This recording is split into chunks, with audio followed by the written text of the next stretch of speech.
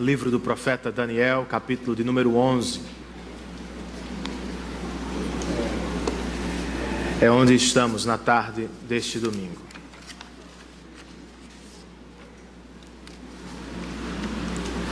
Eu fui a Maceió com Sabrina na última semana participar de um encontro de casais, durante o qual eu preguei umas 4 vezes. E ao término da primeira mensagem, nós recebemos um tempo livre para conhecer a cidade, conhecer a orla de Maceió. E ficamos sabendo que bem perto do hotel havia uma feirinha de artesanato. Eu perguntei a uma senhora que participava do evento, ela não era de Maceió, mas dizia conhecer bem a cidade. Há quanto tempo até a feirinha de artesanatos da orla? Ela disse, pastor, coisa rápida, coisa de 10 minutos você chega lá. Começamos a caminhada e quando eu percebi já estávamos em 20. Eu parei e perguntei, eu consultei a um senhor que caminhava, era um turista. Eu disse, meu amigo, a feirinha de artesanatos fica há quanto tempo daqui? Ele disse, uns 15 minutinhos você chega lá. Andamos por mais 15 minutos e nada de feirinha. Eu resolvi parar e agora eu pensei comigo mesmo, vou falar com alguém que é local, alguém que conhece a cidade. Procurei o vendedor de coco. Disse, meu amigo, a feirinha de artesanato está há quanto tempo daqui? Ele disse, patrão, depende. 10 minutos se você andar bem, mas nesse seu passinho aí vai levar 1h15. Graças a Deus chegamos. Mas longa foi a caminhada. E o que eu percebi ao longo do trajeto foi que as pessoas não sabiam ao certo onde estava a feirinha. Ou ao menos não tinham ideia da distância entre onde estávamos e a feira de artesanatos. Você sabe, não necessariamente onde fica a feirinha de artesanatos da cidade. Sabe onde ficará o próximo momento de grande alegria da sua vida? Ou de tristeza? Tem certeza do tempo que o desfrutará?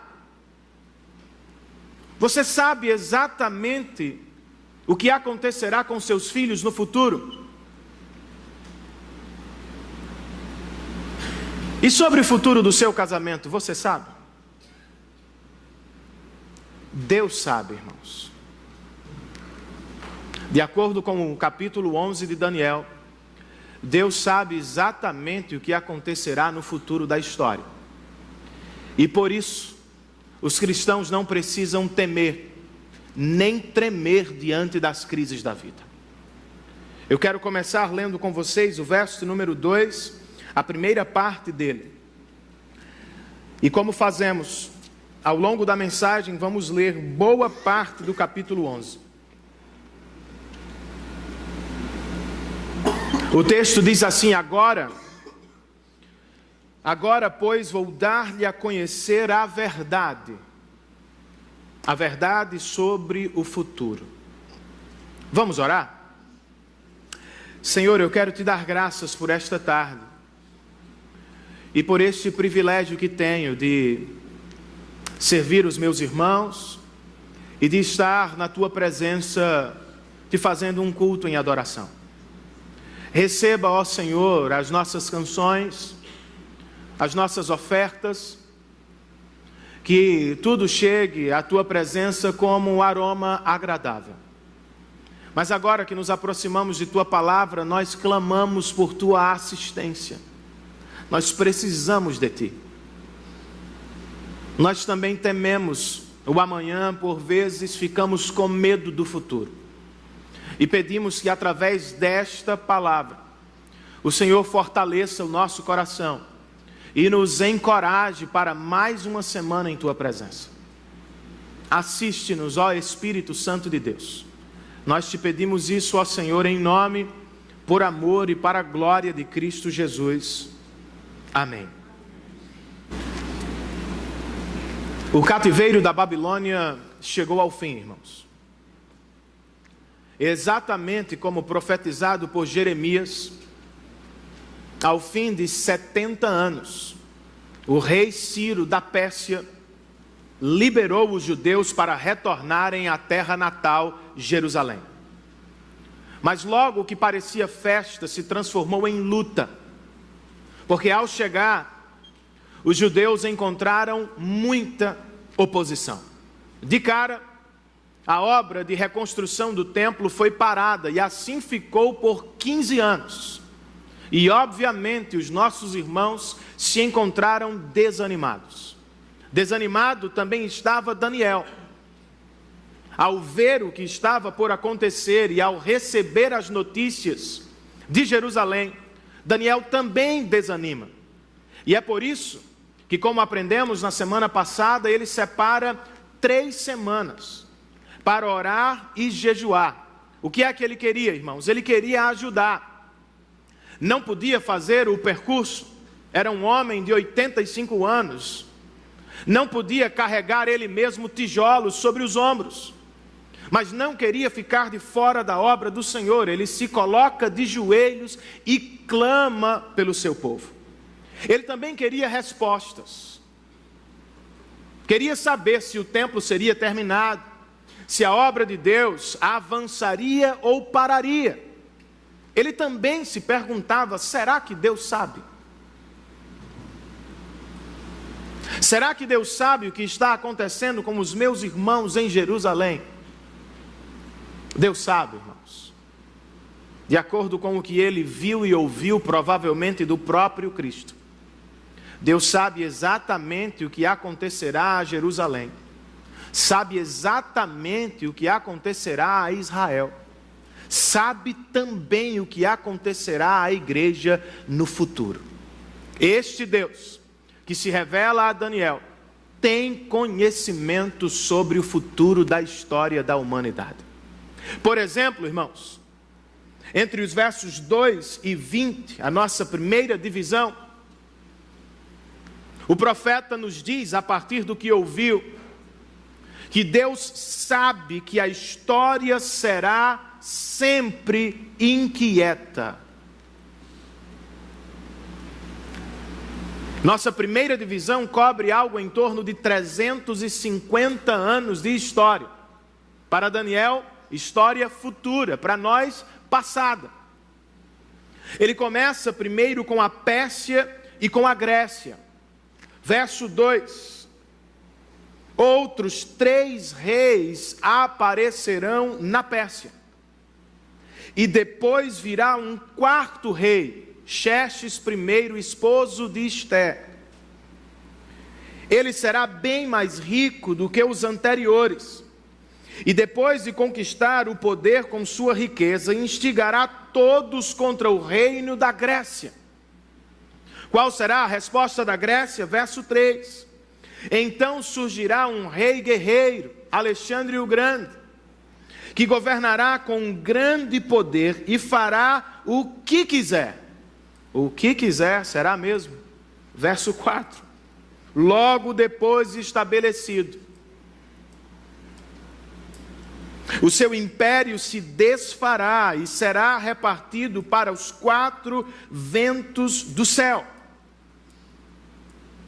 Aconteceu exatamente como Daniel viu. Alexandre não deixou herdeiro sobre o trono. Seu vasto império, conquistado em tempo recorde, foi dividido entre 4 generais, que por sua vez se transformaram em 4 pequenos reinos. Dos 4 reinos, a visão profética se ocupa com 2. Os Ptolomeus, que estavam no Egito, e os Seleucidas, que estavam na Síria, respectivamente chamados aqui no nosso texto de Reino do Sul, Egito, e Reino do Norte, Síria. E o que é que se dá entre eles, irmãos? O que é que acontece entre esses 2 reinos menores? Eles travam uma luta interminável por poder. Esta luta, ora será diplomática, ora será militar. Por exemplo, o verso 6 do nosso texto nos diz que depois de alguns anos, eles, rei do sul e rei do norte, se tornarão aliados. Como? A filha do rei do sul fará um tratado com o rei do norte, mas ela não manterá o seu poder, nem ele conservará o dele. Daniel está vendo antecipadamente, nós olhamos para trás, o que foi que aconteceu? A filha do rei do Egito, Berenice, foi dada em casamento ao rei da Síria, do norte. Só que o rei já era casado. E a primeira esposa dele resolveu acabar com a festa. Envenenou o marido e fez o mesmo com sua nova esposa e o filho deles. O plano deu errado. Anos depois, o verso 17 nos diz que agora é a vez do outro rei tentar conquistar o poder de maneira diplomática. Ele virá com o poder de todo o seu reino e fará uma aliança com o rei do sul. Ele lhe dará uma filha em casamento, a fim de derrubar o reino, mas o seu plano não terá sucesso. Por que não? Porque sua filha, Cleópatra, não aquela famosa, vai se apaixonar pelo filho do rei do Egito e vai abandonar a lealdade ao seu pai. Vai ficar ao lado do esposo. E como a diplomacia não deu certo, eles partem para a guerra. Usam o poder militar na tentativa de tomar o reino do outro. O verso de número 7 nos fala que o irmão de Berenice se levantará para tomar-lhe o lugar, e ele atacará as forças do rei do norte e invadirá a sua fortaleza. Ele lutará contra elas e será vitorioso. Os filhos do rei do norte, por sua vez, diz o verso 10, se prepararão para a guerra e reunirão um grande exército. Perderão outra vez. Mas logo encontramos no verso 13, o rei do norte reunirá outro exército, maior que o primeiro. Depois de alguns anos, voltará a atacá-lo com um exército enorme e bem equipado. Você percebe a inquietude das nações aqui? Mas por que Daniel viu isso? Porque era importante ver antecipadamente a inquietude desses dois reinos. E mais, por que dar à Pérsia um verso, à Grécia 2, e ao Egito e Síria 15 versos? Alexandre o Grande não era maior do que estas nações? Obviamente. Por que ele só ganhou 2 versos? Dale Davis escreve: ele é grande, mas ao menos aqui, ele não é tão importante. Israel é. A igreja do Senhor é muito valiosa. Por isso nós encontramos no verso 16 o seguinte registro: o invasor fará o que bem entender e ninguém conseguirá detê-lo. Ele se instalará na terra magnífica, ou seja, em Jerusalém, e terá poder para destruí-la. O que é isso, irmãos? Por 350 anos, a igreja do Antigo Testamento, ora vai pertencer ao Egito, ora vai pertencer à Síria. Terá alguns anos de paz, mas viverá na maior parte do tempo em guerra, em sofrimento. Exatamente como a igreja vive hoje. Deus nos concede tempos de paz, mas às vezes O que vivemos é a inquietude dos poderosos à nossa volta. A pergunta prática é como respondemos à inquietude das nações. Como respondemos, por exemplo, à instabilidade do nosso governo? Como lidamos com o medo da crise, do desemprego? Como lidamos com a ameaça da doença que promete acabar com a nossa saúde? Coisas típicas dos reinos dos homens. Alguns judeus fizeram justiça com as próprias mãos, ou tentaram fazer. Mas diz o verso 14 que não conseguiram. Será que esta é a postura do cristão? Fazer justiça com a própria mão, ou tentar construir o reino de Deus à força, passando por cima dos reinos dos homens? Não. A nossa resposta deve ser a quietude. O Salmo de número 46 nos diz: parem de lutar, saibam que eu sou Deus. Serei exaltado sobre as nações, serei exaltado na terra. Versões mais antigas nos dizem: aquietai-vos e sabei que eu sou Deus.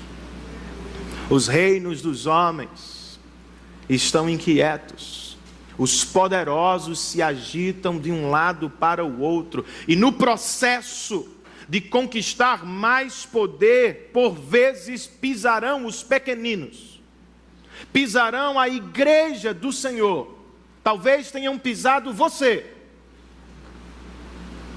Você não precisa responder com inquietude. Você pode olhar para o alto, na certeza de que Ele, o seu Deus, está no controle de todas as coisas para o louvor do seu próprio nome. Ah, Renan, eu não consigo ficar parado. Eu sou inquieto, eu quero fazer alguma coisa. Faça o seguinte então: medite no assombroso amor de Deus por sua igreja. Alexandre é grande aos olhos da história, irmãos. Aqui ele recebe 2 versos. A igreja daquele tempo era minúscula entre as duas potências, mas a atenção do texto está sobre ela.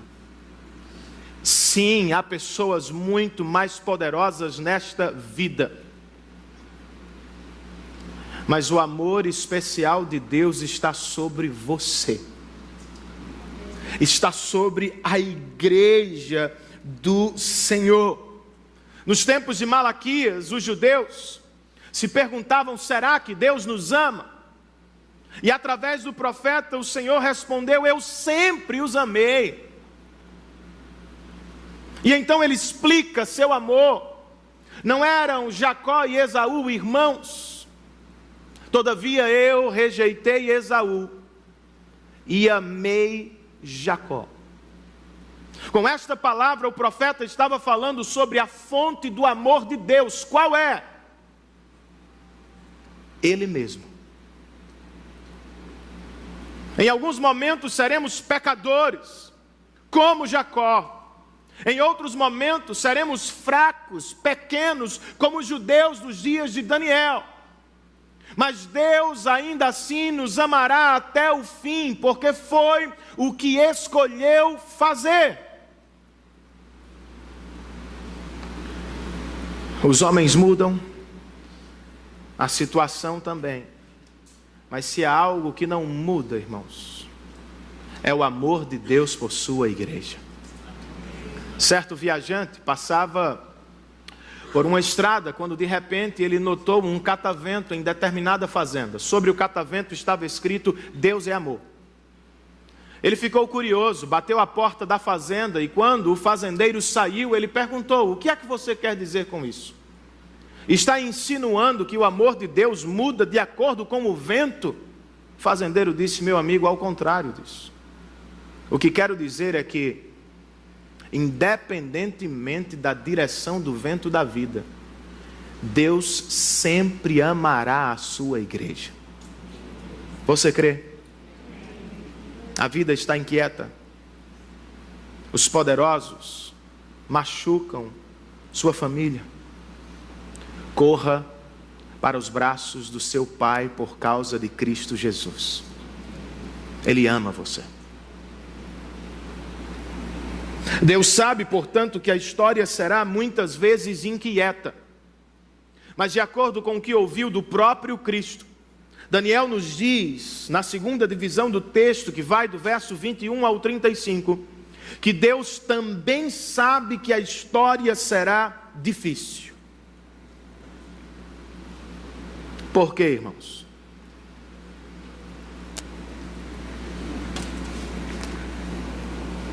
Porque de acordo com o verso de número 21, surgirá um ser desprezível, a quem não tinha sido dada a honra da realeza. Este ser desprezível invadirá o reino, quando o povo se sentir seguro, e se apoderará do reino por meio de intrigas. De quem estamos falando agora? Quem é este ser desprezível?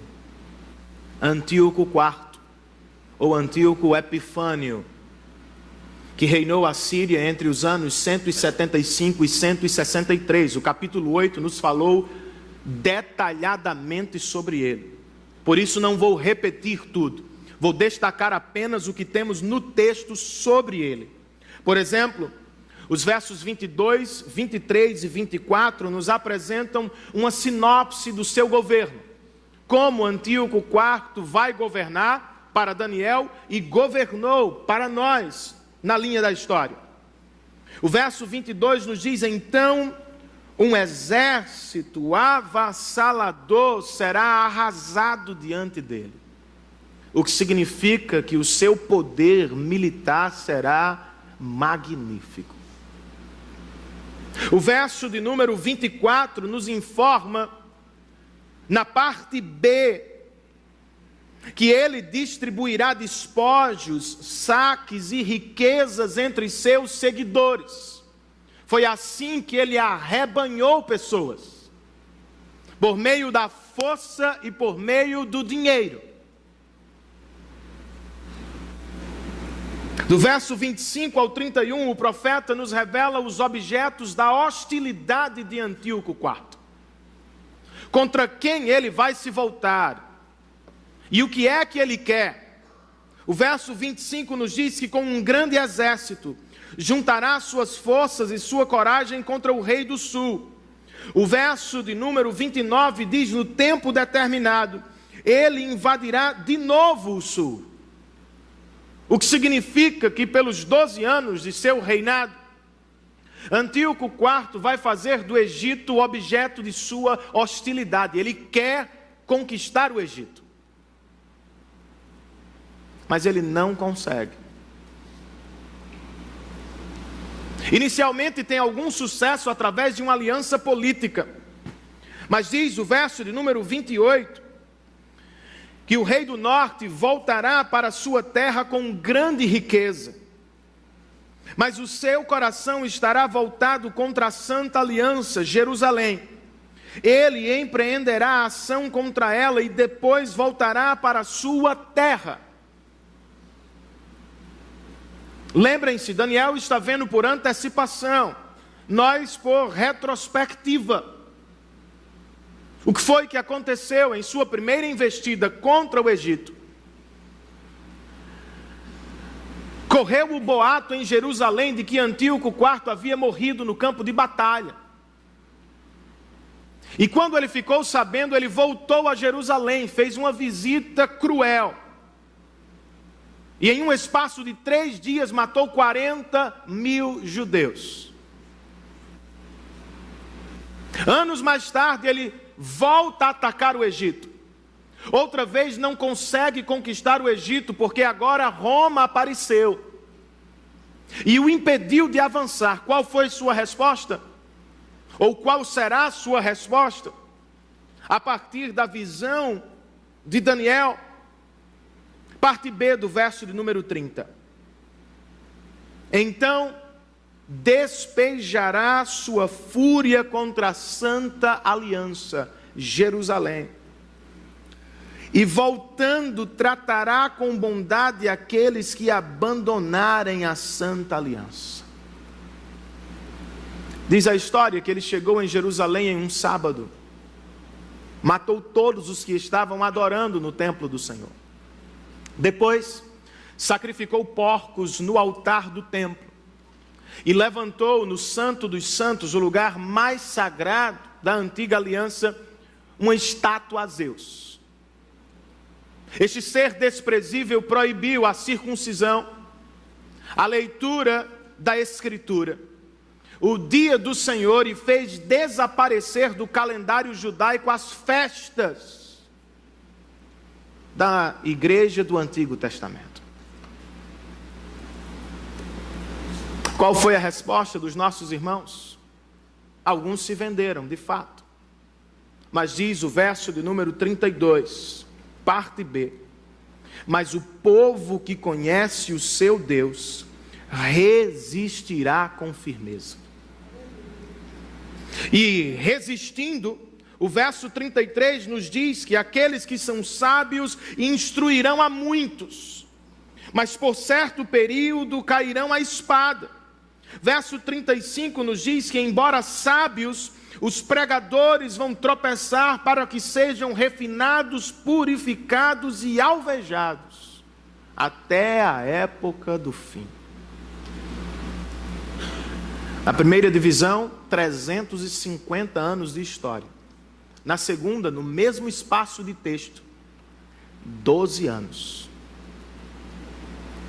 durante os quais os nossos irmãos enfrentaram muita dificuldade e hostilidade.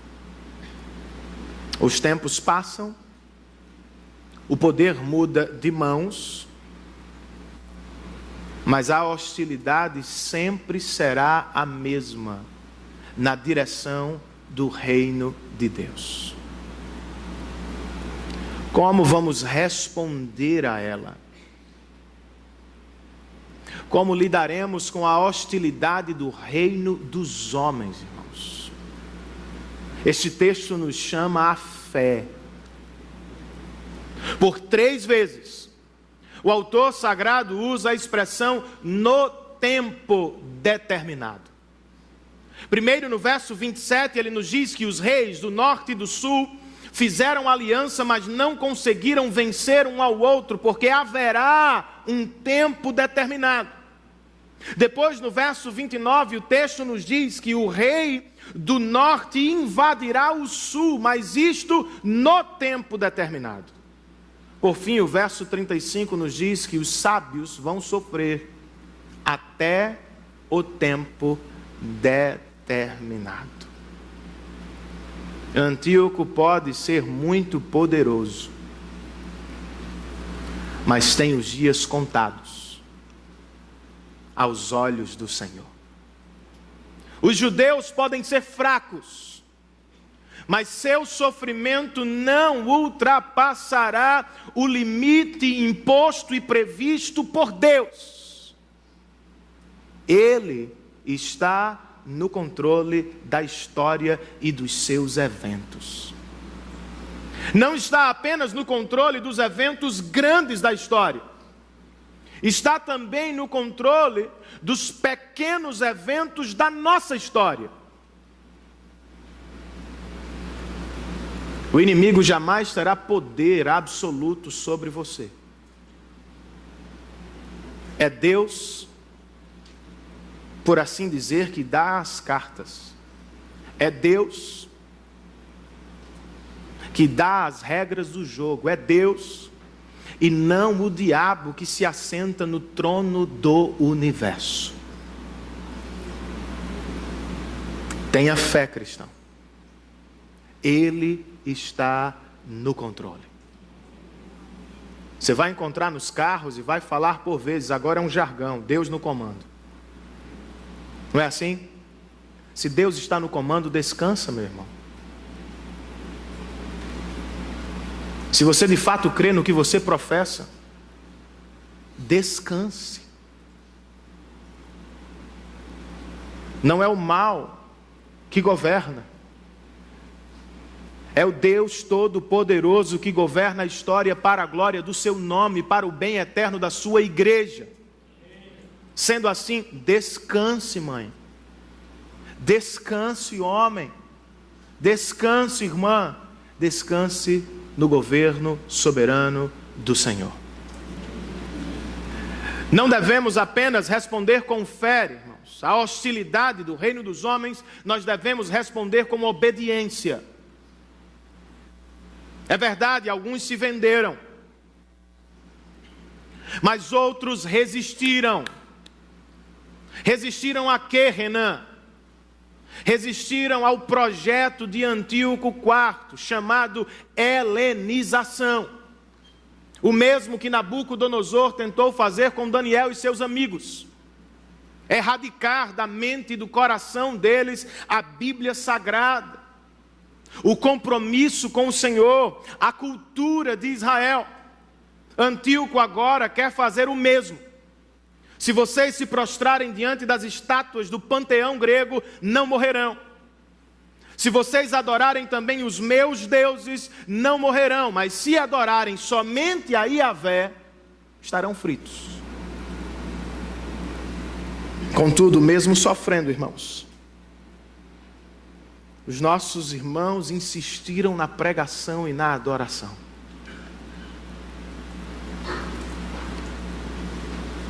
Nós devemos amar a cultura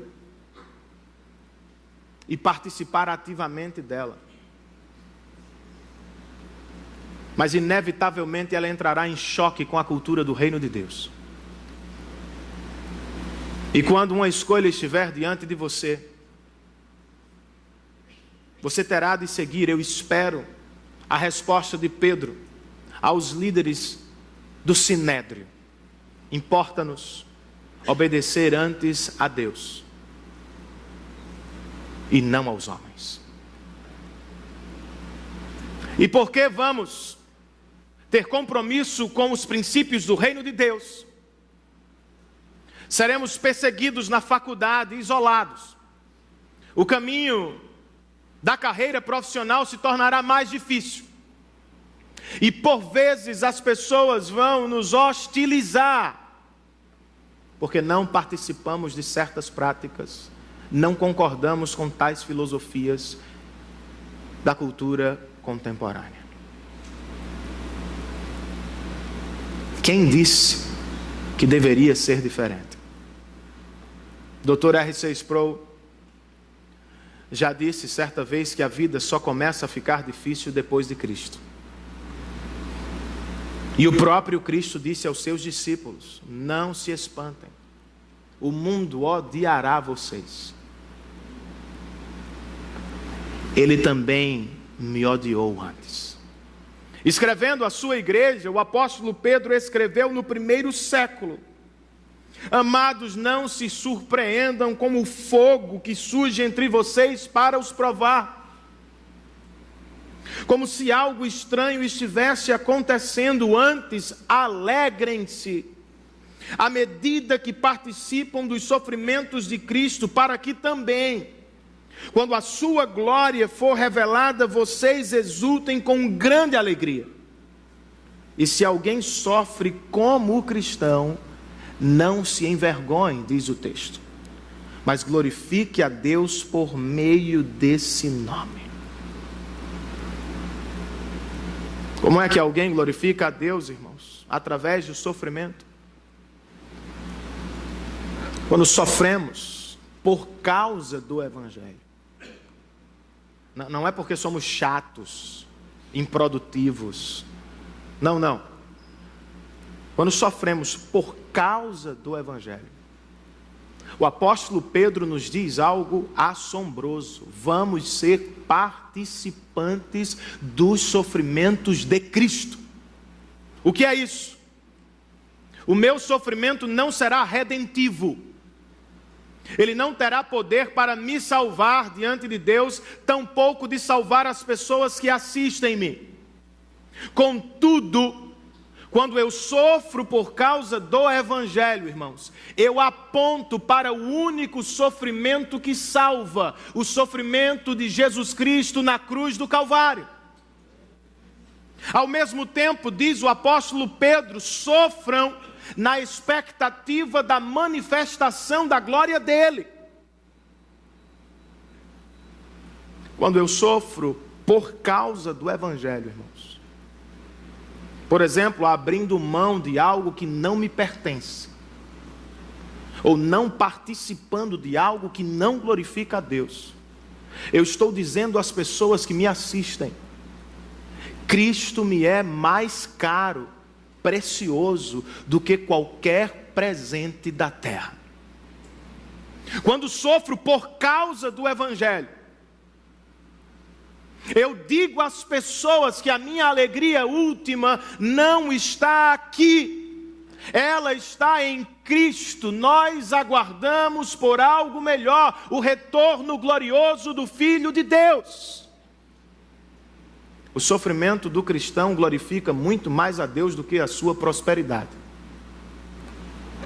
Não precisa ser cristão para querer carro, saúde e dinheiro. Precisa, irmãos? Qualquer pessoa ficaria feliz com isso. Mas para dar glórias a Deus, apesar de não ter estas coisas, só alguém que viu em Cristo o bem mais precioso do seu coração. Por isso o pastor John Piper diz: Deus é mais glorificado em nós quando nós estamos mais satisfeitos nele. E isto em tempos de escassez e dificuldade, não em tempos de facilidade ou prosperidade. Deus sabe, irmãos, que a história será inquieta. Deus sabe que a história ficará difícil. E para terminar, de acordo com o que ouviu, Daniel nos diz que Deus sabe que a história terá um fim. Verso 36 ao verso 45. Quando chegamos à última parte do nosso texto, nós nos deparamos com um rei misterioso. Alguns estudiosos vão nos dizer que ainda estamos falando sobre Antíoco IV, o histórico. Contudo, partes do texto não se aplicam a ele. Por exemplo, o verso 42 nos diz que ele conquistará o Egito. Em vida, nunca conseguiu conquistar o Egito. O verso 45 parece nos dizer o local da morte deste rei misterioso.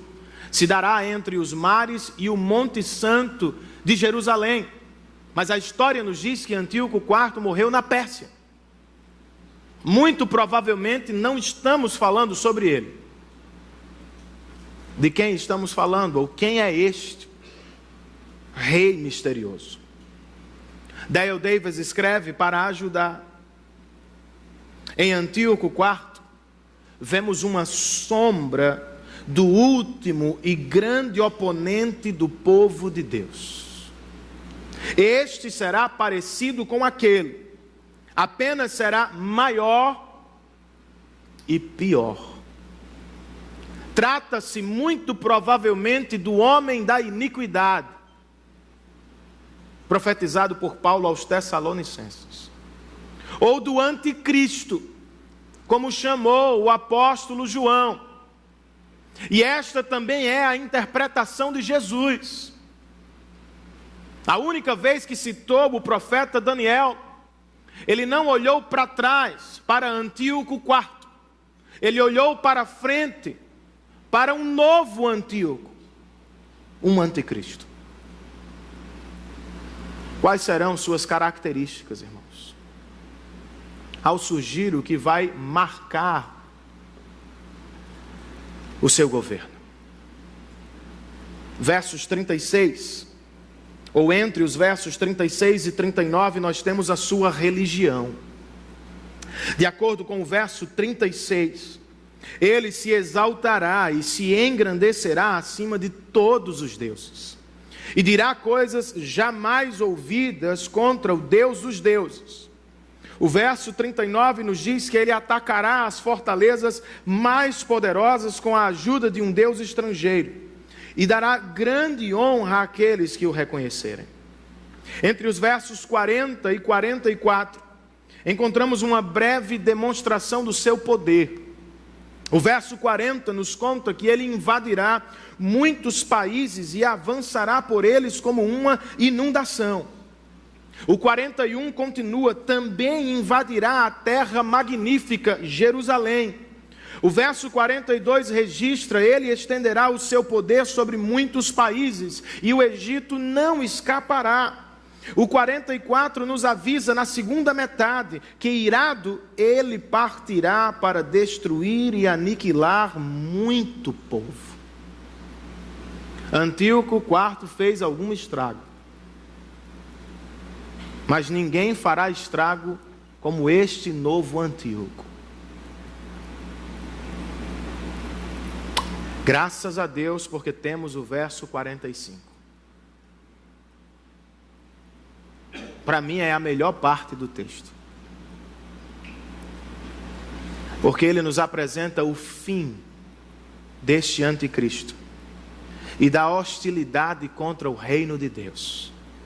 O verso 45 registra: armará ele suas tendas reais entre os mares, no belo e santo monte. No entanto, ele chegará ao seu fim e ninguém o socorrerá. Para ser atingido pela mensagem, nós precisamos acompanhar a sua fluência. Inicialmente, o anticristo se apresenta como um Deus. Com seu poder, ele conquista e domina dezenas de países. Mas como escreve Dale Davis, Deus o varre da história em um versículo. Como nota Sinclair Ferguson, em 6 palavras hebraicas, Deus o sopra para longe do povo de Deus para sempre, irmãos. Esta mensagem é maravilhosa. Mas a pergunta é: como viveremos até lá? Até o fim. Como lidaremos com o anticristo? Que, segundo o apóstolo João, já está entre nós. Seu espírito. Inicialmente, irmãos, precisamos resistir às suas tentações. Antíoco IV, a sombra do anticristo, comprou seus seguidores. Poupou os judeus que se voltaram contra o Senhor. O Antíoco futuro dará grande honra àqueles que o reconhecerem como Deus.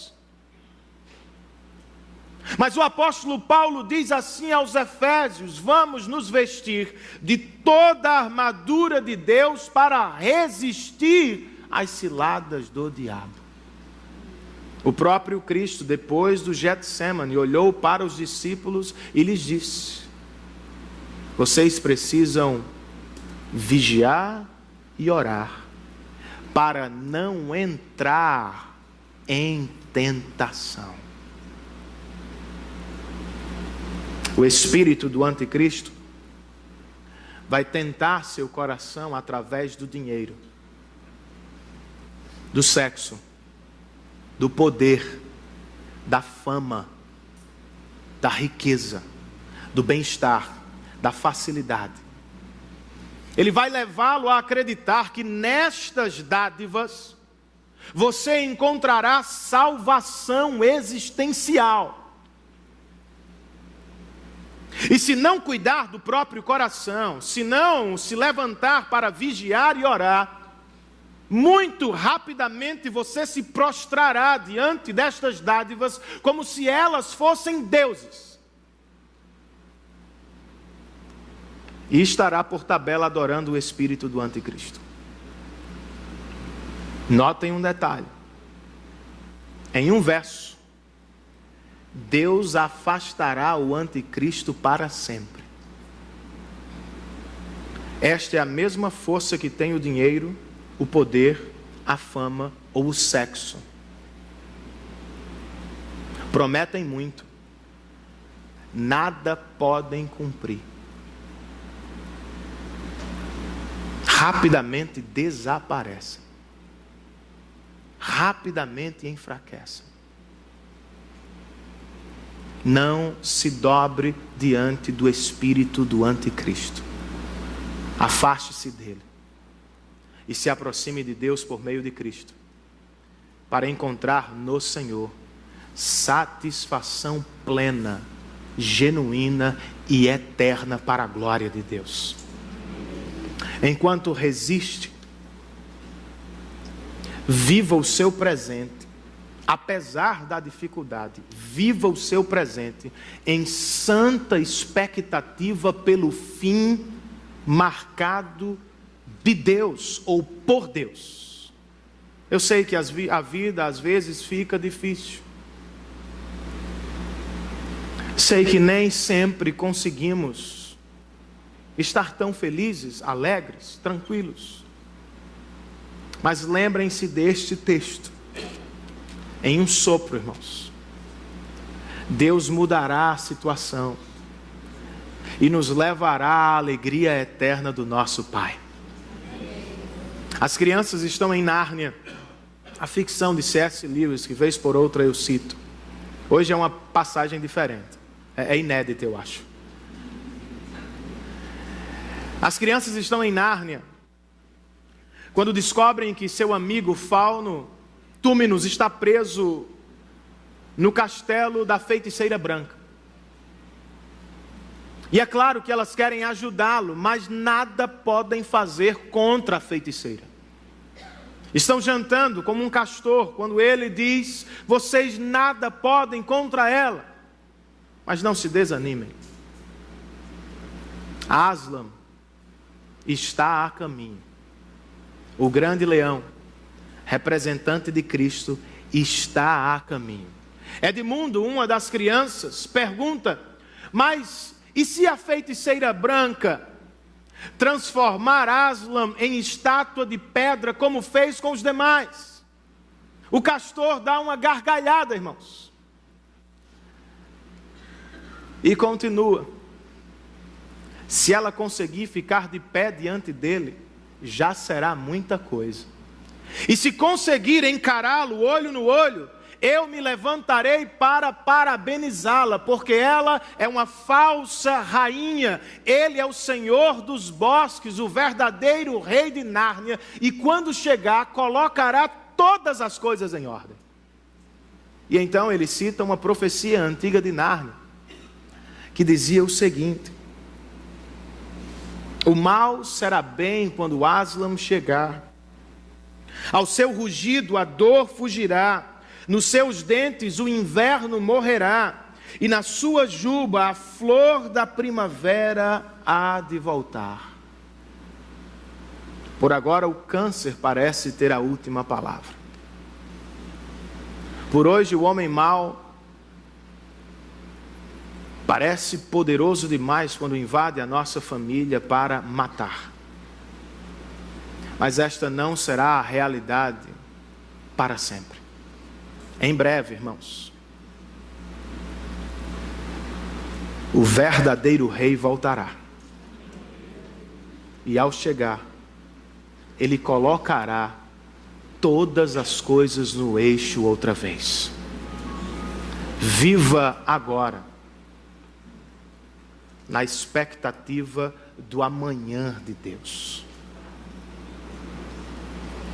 Porque eu não sabia exatamente onde ficava a feirinha de artesanato de Maceió, eu e Sabrina andamos muito mesmo, tanto que voltamos de táxi, de tão cansados que estávamos. Já esteve assim? Está assim hoje? Cansado? pegou a rua errada, está exausto com a inquietude, as lutas dos reinos dos homens, está com medo do amanhã, não sabe ao certo o que vai lhe acontecer. Deus sabe. Através do profeta Isaías, o Senhor nos diz: não tremam, nem tenham medo do futuro. Não anunciei isto e o predisse muito tempo atrás? Vocês são minhas testemunhas. Há outro Deus além de mim? Não. Não existe nenhuma outra rocha. Deus sabe. E Deus é rocha inabalável, onde hoje você pode repousar o coração. Pare, por exemplo, de lutar na tentativa de conquistar Deus e suas bênçãos. Cristo venceu por você na cruz do Calvário. Pare de tentar controlar, governar, reinar. Descanse. Ele sabe. E Ele guardará você, sua família e a igreja dele até o último dia. Fiquemos de pé, irmãos. Vamos adorar a Deus em resposta ao que ouvimos de sua palavra.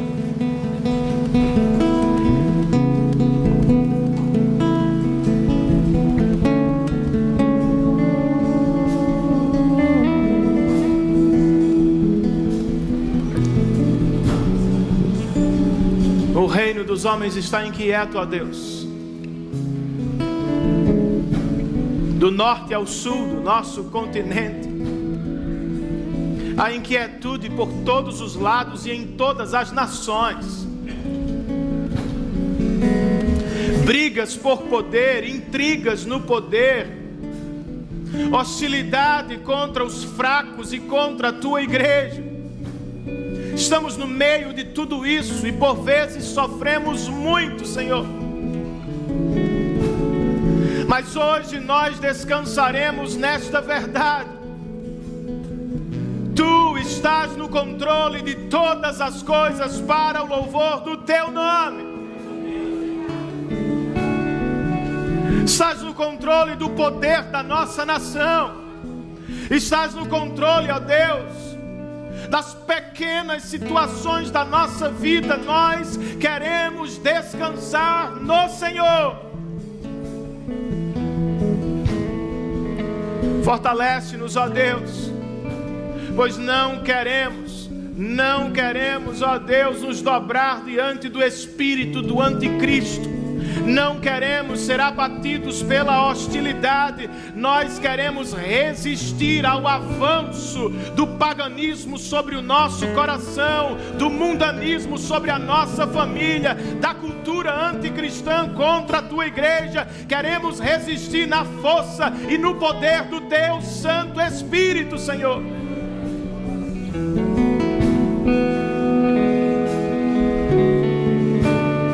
Certos de que durante a guerra a tua boa mão estará sobre nós, e que no tempo determinado do Senhor um sopro será dado na direção do nosso inimigo e nunca mais ele nos perturbará. Que a nossa alma encontre descanso em tua presença. Que o nosso coração repouse tranquilo sobre a tua palavra, Senhor. E que haja em nós desejos ardentes por amor, por amar e pregar o Evangelho de Jesus Cristo. Que o amor de Deus, nosso bendito Pai, a graça do nosso Senhor e Salvador Jesus Cristo, o poder, a presença e o consolo do Santo Espírito de Deus estejam sobre todos nós. E todos nós, a uma só voz, dizemos amém. Que Deus nos abençoe, queridos. E que tenhamos todos uma ótima semana na presença do Senhor.